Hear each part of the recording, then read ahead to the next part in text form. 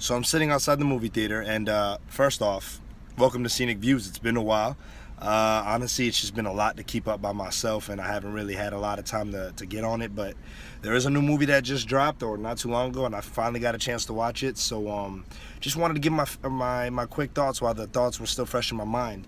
Um, First off, I would say that it was good. Was it great? No. But it was really good. I think there were a lot of elements that worked and a lot of elements that I wish they would have expounded upon a little bit more. I would have liked for the movie to maybe personally maybe 30 more minutes of fleshing out and building some things out. But it is what it is. I felt like the beginning was really fast. Like they set the pace and then it slowed down a little, and I was okay with that. I wanted it to slow down. Like I really, really wanted to enjoy the pace. Now, if I'm comparing this to, unfortunately, I have no other choice but to compare this to the Avengers and how we finally see our team heroes coming together for the first time, or our favorite heroes coming together and created this team. It didn't have that same specialness, if you will, but it was good. This is what it is. This is what we got, and it was really good to see them on screen for the first time together again. I agree with a lot of excuse me, a lot of with what the other critics are saying. Barry Allen, The Flash, absolutely a show stealer. He did great. And which you can see how the tone changed from a lot of the other ones where it was really dark. Like you can see how they lightened it up a little bit, but it was good. It was really good. Barry Allen, like I said, was a show stealer. Wonder Woman did a phenomenal job as well. I think Gal Gadot, once again, I agree with what what other people are saying. She's really coming into this character, and you can see how they put her at the front a little bit more, and even pushed her to be at the front as far as leading the team goes with Bruce Wayne, Batman. So I was really happy to see that. My one gripe with her was not really with her, but really with direction and shot composition in general. It seemed as though they really wanted to get the whole like sexiness from her, and I just really wish that they did a lot less underskirt shots of her for the sex sells kind of things, and a lot of butt shots, and just more shots of her, just in general. That was my gripe with her, but again, that wasn't on her. That was, I think that might have been direction or cinematography. Ben Affleck, there was parts where I felt like he didn't want to be there, but then for the most part, I could be overspeaking. This is still all really fresh. I'm still trying to collect all the things that I felt, but Ben Affleck as Batman, I think I was really pleased with it. I was really happy, and you can see that this is an older Batman who's been at it for 20 years, as we already know, and so we feel that. I really enjoyed his portrayal. Aquaman. I really, from the commercials, expected to love him. And in this movie, I got that. He delivered on his end as well. I thought I was going to be really upset with Cyborg and the CGI of him. And you can tell that they did a lot of mid shots, not so many long shots of him. They did a lot of medium close-ups and medium shots to hide, I think, or to save face as far as the CGI goes. Now, if I had to pick a gripe with the movie, I think my overall gripe with the movie might have been the CGI. The CGI, it could have stood for a little bit, maybe a month or two, or whatever. I don't know.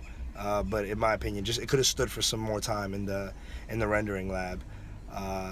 There were portions where I really saw that it was clear CGI. The one thing that I'm mad, it probably would have bothered me, and I wouldn't have figured it out, and I couldn't have probably pinpointed on it, but because I knew going in that Henry Cavill had a contract with another film that he was doing, and he had a mustache that he had to grow that he could not shave off.